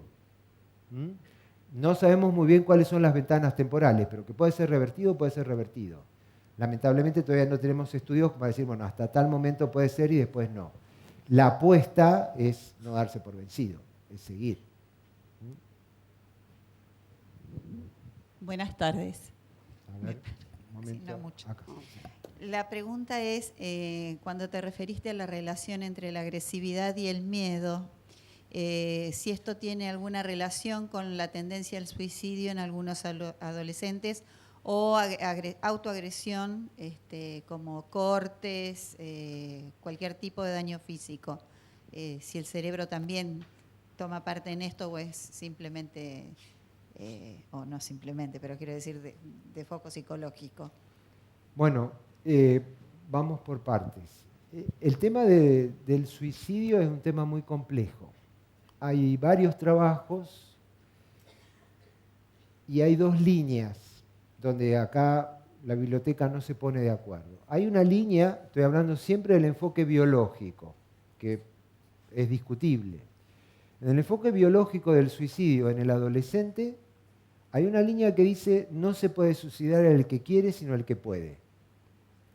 ¿Por qué? Porque hay varios trabajos que han visto que los adolescentes que se suicidan tienen una pérdida de un neurotransmisor que se llama serotonina, que es el neurotransmisor, digamos, de amor y paz, y que la falta de este neurotransmisor hace que estos adolescentes, al no tenerlo, porque el suicidio va contra la función del sistema nervioso. El sistema nervioso es éxito en la supervivencia. De vuelta, esto es la anteojera biológica. Entonces, hay un trabajo bastante impresionante que muestra que en las autopsias de estos adolescentes hay una muerte de 90-80% de neuronas con serotonina, y es como que estos niños, estos adolescentes, no tienen el impulso biológico para seguir la vida. Es como que la vida no tiene sentido biológicamente. Otra parte de la biblioteca dice que esto no es suficiente, que esto no alcanzaría para explicarlo. Entonces, ahí está la pelea. Con respecto a los cortes, justamente en este mes he recibido varios llamados de varios colegios hablándome de esto y justo estoy preparando una charla para esto. ¿Qué es el placer? Esta es una pregunta que desde hace mucho tiempo anda sobrevolando en neurobiología. Pero no tenemos que ir muy lejos. Yo me pregunto, ¿qué están haciendo todas y todos ustedes escuchando a un idiota como yo en este momento? ¿Esto es placer? No. Esto es masoquismo. ¿Sí? O sea, mucha gente que está ahora caminando por la avenida Santa Fe, paseando, viendo librería yo, y se entera que están todos ustedes acá escuchando a un idiota como yo, ¿qué opinaría de ustedes? ¿Que son una manga de masoquistas o no? Y que además van a venir mañana. Es lo mismo que pasaba cuando yo corría maratones de 42 kilómetros. Corrí 9 hasta que me corté el tendón aquiliano y ya no puedo correr más porque cuando salgo a correr me pasa una hormiga. Para correr 42 kilómetros hay que hacer 20 semanas de 70 kilómetros y 3 salidas de 32 kilómetros, porque la distancia es tan larga que hay alto riesgo de lesionarse. Todo el mundo me decía, muy bien, Robbie, qué sano es yo. Y cada vez que estaba en la carrera en el kilómetro 32, a partir de ahí me dolía hasta el alma, y yo no abandonaba porque estaba mi hermano pasándome el Gatorade, y después la semana después de la maratón que me dolía desde el recto para adentro, todo. Y todo el mundo me decía, qué bien, qué sano. 2 rodillas de corredor, 4 desgarros, 5 tendinitis, hasta que, como verán, no soy un queñata, se me cortó el tendón de Aquiles derecho y se acabó. Los que corren maratones, ¿qué son? Son masoquistas. Somos masoquistas, socialmente bien vistos. Pero somos masoquistas. Ahora, cuando salta esto, o en un servicio de psiquiatría aparece una niña que con una gilet se corta, la gente dice, bueno, entonces todos ustedes están acá, escuchándome a mí, se están infligiendo dolor, sean sinceros. Entonces, ¿qué es lo que ha revelado la investigación sobre esto? Que cada vez que se activa la vía de dolor, al final se activa la vía de placer y libera dopamina. O sea que al final del dolor está el placer. ¿Cómo se trata a esta gente? Que yo no estoy de acuerdo con esto. Se le da un bloqueante de los opiáceos o de la dopamina. Y entonces cuando ya no siente más placer, ¿qué pasa? No se automutilan más. Entonces hay algo en esta relación del dolor y del placer que además uno en la vida diaria lo hace. Muchas veces uno dice, ¿para qué corno me metí en esto? Y bueno, porque uno, en la relación del dolor y el placer, hay algo que se está negociando y que estos chicos además lo mezclan con la iniciación tribal, con pertenecer a un grupo, que el que se corta de cierta manera o se perfora de cierta manera pertenece al grupo. Eso está todo relacionado. Y lo que pasa es que ahora nos está estallando en los ojos, porque antes esto pertenecía a ciertos grupos muy marginales. Ahora está apareciendo en todos los colegios de todos los niveles sociales. Y esto es una mezcla de adolescencia, tribus, placer y dolor.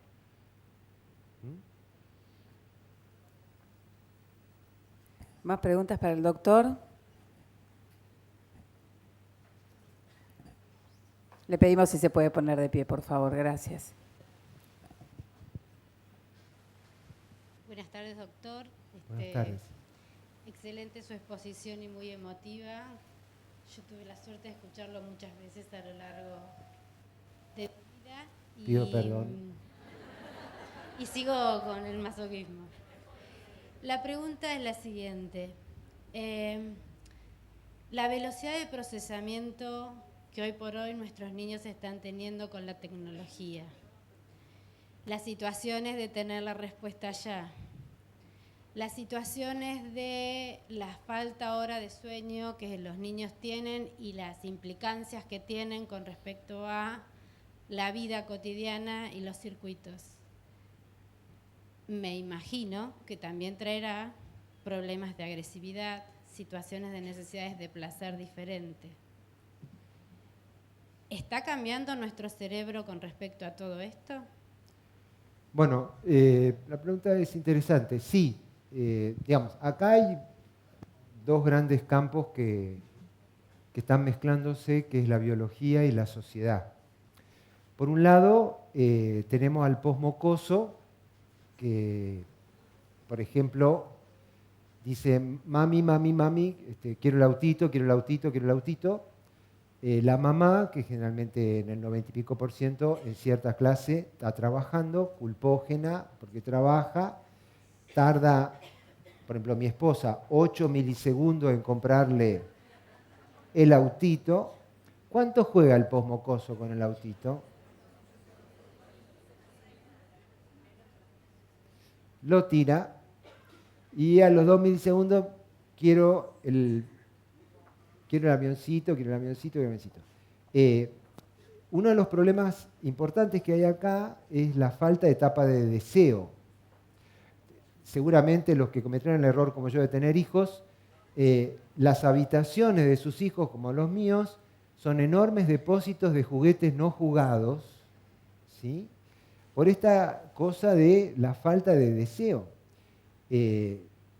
Es suficiente con mi querido Alex diga, apareció el álbum de figuritas de la Copa América que sale mi mujer a recorrer los 3 cordones bonaerense. No vaya a ser que sea el único paria que no tiene la figurita y de grande sea un psicópata asesino serial porque no le compramos la figurita. Bueno, mi madre, que era una analfabeta también, lo manejaba de otra manera esto. Y no tenía culpa tampoco. Está bien, lo manejaba con la filosofía de un guarda de campo de concentración, pero yo le decía, bueno, quiero las pistolas del Llanero Solitario. Ah, sí, bueno. ¿En qué mes estamos? Octubre. Bueno, te lo va a traer Papá Noel. Entonces, yo tenía una fase de deseo muy larga. O sea, cuando venían las pistolas del Llanero Solitario, yo jugaba mucho, porque yo había liberado dopamina durante 60 días. Para colmo, rumbo al colegio, tenía que pasar por la única juguetería de Almagro y veía las pistolas. ¿Nuestros hijos pasan por fases de deseo? No, inmediatamente. Luego está lo otro que decía a nuestra compañera, el hecho de que nuestros hijos son especialistas en procesar datos. Hay un trabajo muy interesante que dice que cuando un posmocoso digital encuentra un sitio en la web que le interesa, cuando está surfeando, se detiene 4 segundos. Cuando le interesa, Cuando no le interesa, ¿ustedes vieron a un posmocoso digital haciendo zapping? Yo le digo, Santi, ¿cómo te diste cuenta que no te gustaba? Porque yo lo único que vi fue píxeles. Era un color sepia. ¿Cómo te diste cuenta? Bueno, ellos tienen ya cambiado sus circuitos y están preparados esos circuitos neuronales para chorros de atención muy cortos. Eso se llama atención parcial continua. Atención parcial continua. Entonces, claro, ellos tienen fantástico para jugar un Clash of Clans, un Sonic, pero cuando vienen y nosotros les decimos, bueno, a ver, lean este libro, 10 páginas se quieren suicidar, porque para 10 páginas la atención parcial continua no sirve. Y están modificados, se ha visto, por ejemplo, la sinapsis de la corteza occipital, que es la visual. ¿Por qué? Porque desde que nacieron su dieta cognitiva. Yo a veces lo veo a mis hijos que tienen 5 pantallas abiertas en la computadora.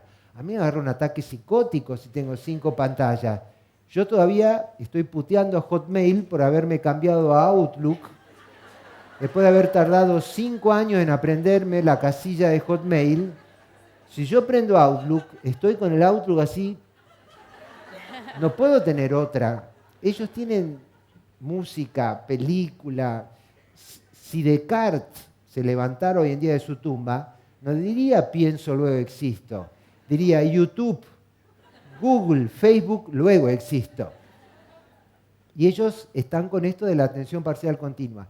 Luego también otra cosa que es muy impresionante es que ellos están muy bien computarizados pero mal conectados interpersonalmente. Yo he visto chicos de secundaria que cuando tienen que hablar por teléfono ensayan lo que van a decir. Digo, flaco, tenés que hablar por teléfono. Bueno, a ver, hola, dicen. ¿Y que después qué le digo? ¿Qué querías decirle? Necesito tus apuntes. Bueno, y si me atiende la mamá, le decís el nombre de la mamá, le digo. Ustedes vieron que, por ejemplo, en mi casa, me dicen, va a subir Carlos. Le digo, no apretó el portero eléctrico.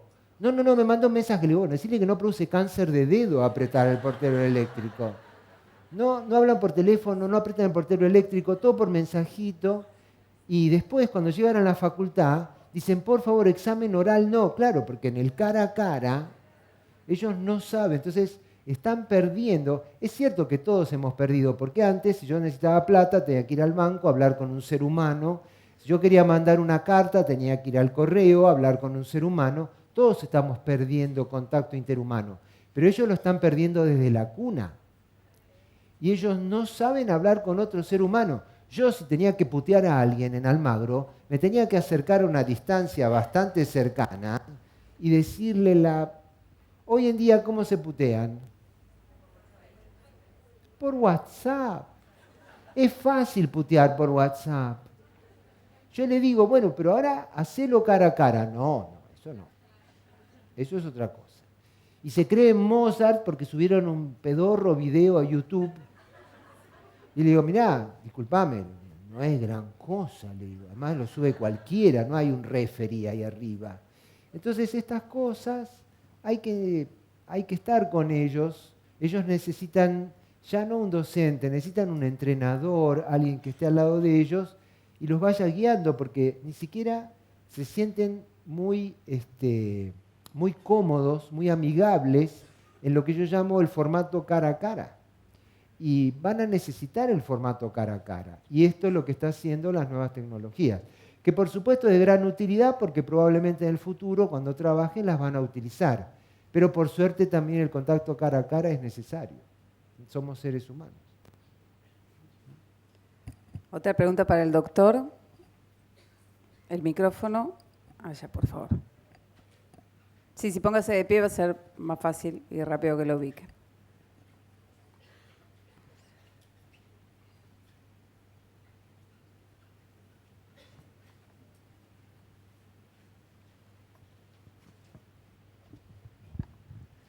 Buenas tardes, muchas gracias por todo lo que nos está dando. Yo me quedé con esta atención parcial continua. Yo soy maestra de la sala de 5 hace muchísimos años y estoy notando que en los chicos el tema de la atención es todo un tema. O sea, yo trabajo mucho diariamente el estar atento y prestar atención, pero lo que vengo notando con mucha preocupación en todos estos últimos tiempos, especialmente este último año, que por más que uno haga todos los pasos previos, ¿sí?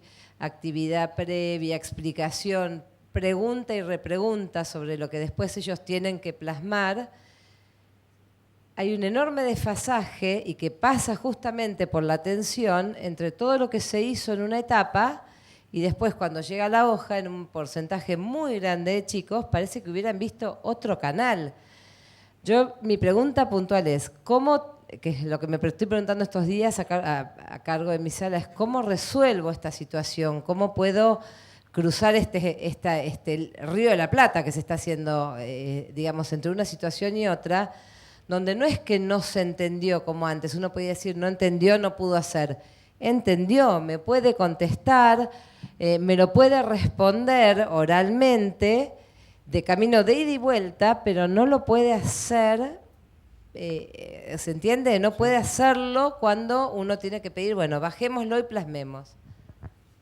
Bueno, el problema que nosotros tenemos hoy en día, y hay que tener mucho cuidado con este tema de la atención, porque cuando uno empieza a decir los alumnos o este alumno no presta atención, ustedes saben que nosotros sufrimos de una epidemia de trastornos de la atención. De pronto, en estos últimos 10 años, hubo una mutación genética, parece, muy conveniente para la industria farmacológica, y un 10%, especialmente los varones, tienen trastorno de atención. Hay que tener mucho cuidado con esto. Yo no estoy de acuerdo, ¿sí? Manejar la atención es algo complejo. Es cierto que hoy en día es mucho más difícil manejar la atención que antes, justamente porque estamos manejando generaciones diferentes. Los americanos ya están manejando un concepto de educación y entretenimiento, que ellos ya tienen un término que engloba a ambos. Y bueno, uno tiene que hacer malabares porque ellos todavía tienen mucho más este filtro de basura emocional, donde cortan directamente la información que no les parece entretenida, que no les parece relevante, mucho más a nivel de preescolar, ¿sí? En la cual el filtro de basura emocional dice, esto no es divertido, esto no es entretenido, esto no es relevante, ¡plac!, lo corta y le pasa lo que le pasa a usted. Y hay un montón de bibliografía que está haciendo trabajo de cómo uno puede lograr eludir este filtro de basura emocional y lograr, y acá va toda la parte de creatividad, humor, diversión, casi transformar el aula en un lugar de entretenimiento. Lo cual, por supuesto, para ciertos educadores esto es un insulto. Y dicen, no, bueno, pero entonces yo me tengo que transformar en un payaso. No, un payaso no. Pero uno tiene que ser mucho más atractivo, lo que yo llamo la pedagogía de Brad Pitt y Charlize Theron. Uno tiene que ser mucho más atractivo para lograr esta atención. Que esta atención es muy distinta, vuelvo a repetir, en estas generaciones que en las generaciones anteriores. Porque además, la atención no se trata en un tema de voluntad. Es como pedirle a un miope que mire mejor. El miope, por más que se esfuerce y frunza los ojos, no va a ver mejor. Si yo le doy a usted, no sé, ¿a usted le interesa la mecánica? No. Si yo le doy a usted una revista de mecánica y a los 5 minutos su atención, el carcelero de la atención que usted tiene se va a desconectar y su atención va a empezar a divagar. Bueno, lo mismo le pasa a los chicos. Y a los chicos ahora, digamos, ¿por qué mi señorita Elsa, de primer grado inferior, no tenía ningún problema con que Robbie prestara atención? Bueno, es muy sencillo. Porque si la señorita Elsa ponía una notita en mi cuaderno y mi mamá lo veía, me hacía la ortodoncia con el reborde de la mano. Entonces, para mí era una cuestión de supervivencia prestar atención.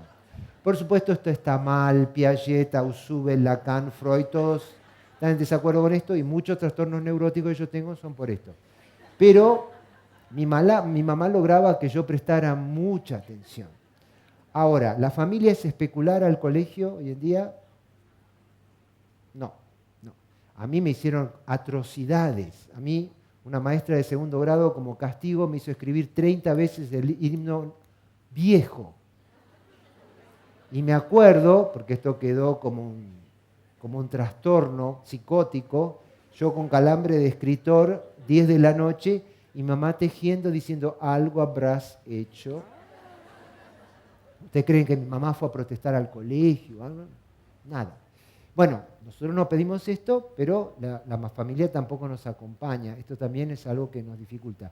Entonces, el problema que usted tiene, la entiendo perfectamente bien, la sufro yo en la Facultad de Medicina, que teóricamente le vendo mercadería necesaria a mis alumnos para ejercer. ¿Usted cree que me prestan atención?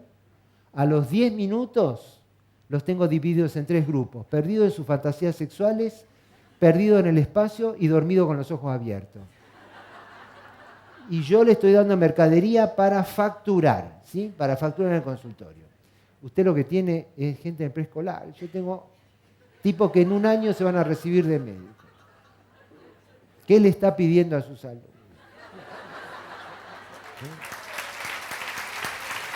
Por allá otra pregunta.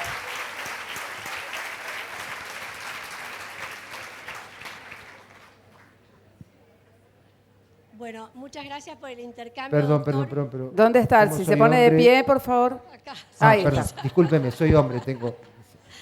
Bueno, gracias por el intercambio. No, por favor.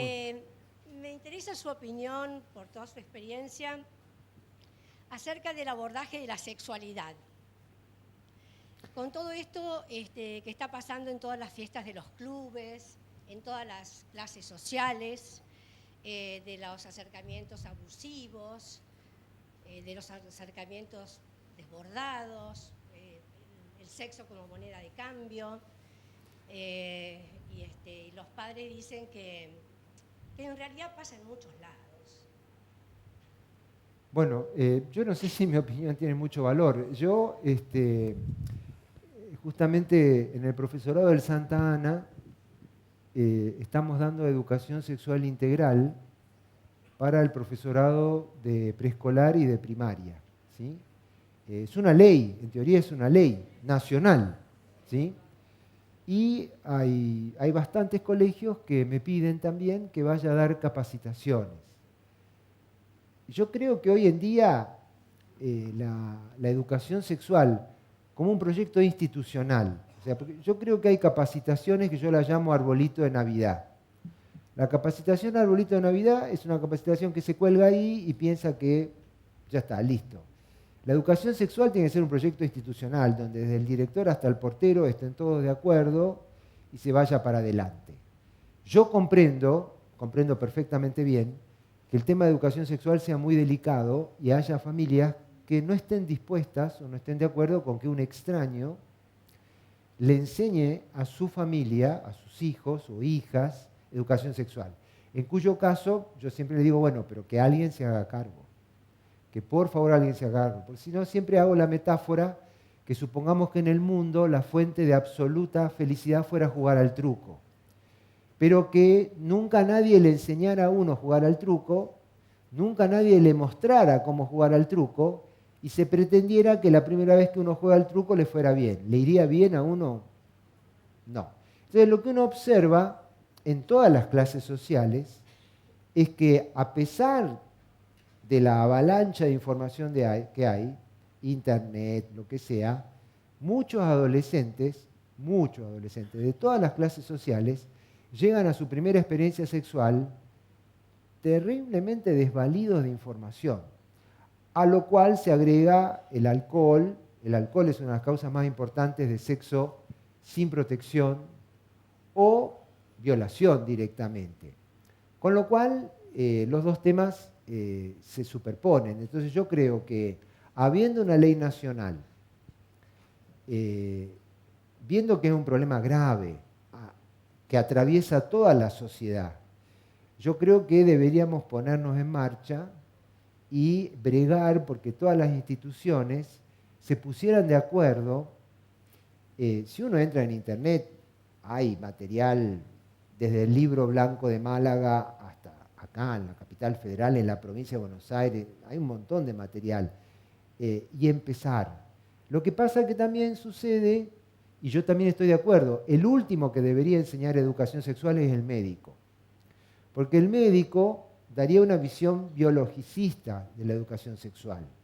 Y, por ejemplo, estas capacitaciones que da Johnson & Johnson a mí me parecen terribles porque es una visión coitocéntrica de la educación sexual.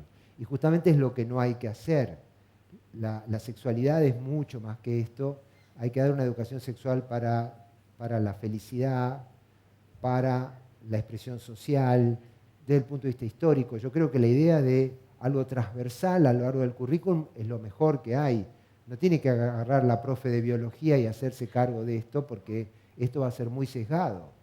Entonces yo creo que hay que idear algo que sea realmente transversal, que no sea propiedad de nadie, pero que la institución esté de acuerdo y que incluya a los padres, porque los padres tienen mucho que decir en esto también. Pero, doctor, el tema son los padres.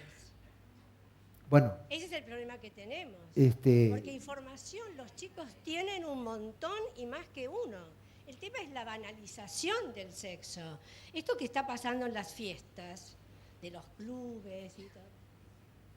El micrófono. Digamos, ¿no? El desborde, la ausencia de los adultos, es lo que yo digo, ¿qué hacemos con esto? Bueno, acá también usted plantea una pregunta que es muy interesante, que creo que se nos ha pasado a todos por la cabeza, es que también debería haber una escuela para padres. Bueno, claro, pero no vienen si uno los invita. Bueno, ahí hay que ir pensando un dispositivo que sea lo suficientemente seductor A veces, bueno, yo conozco muchas escuelas que me dicen ni vienen a buscar los boletines, ¿no? Bueno, ir pensando algo que sea lo suficientemente seductor como para incluirlos, porque este proyecto se tiene que poner en marcha, es fundamental. Uno ve cosas muy tristes por falta de educación sexual. Muchas gracias. Muchas gracias. Última pregunta para el doctor. Allá a la izquierda. Hola, buenas tardes. Buenas tardes. Creo que las jornadas están incluyendo esto cuando dicen qué necesitan los adolescentes de los adultos. Y adultos lo estoy viendo que está puesto en rojo. O sea que parece que desde los que convocaron estas jornadas ven que hay un problema con los adultos. O sea que tendríamos que dedicarle todo un espacio a esto, ¿no? Primero. Segundo, me quedé colgada con lo que dijo la compañera y con lo que dijo usted de los problemas de atención, etcétera. Me pareció entender que ella focalizaba más la dificultad no en la atención en general, sino que los chicos habían atendido, habían comprendido, etcétera, y no podían hacer una producción propia que la plasmaran, ¿no? Entendí, en una forma escrita o de dibujo o lo que fuera.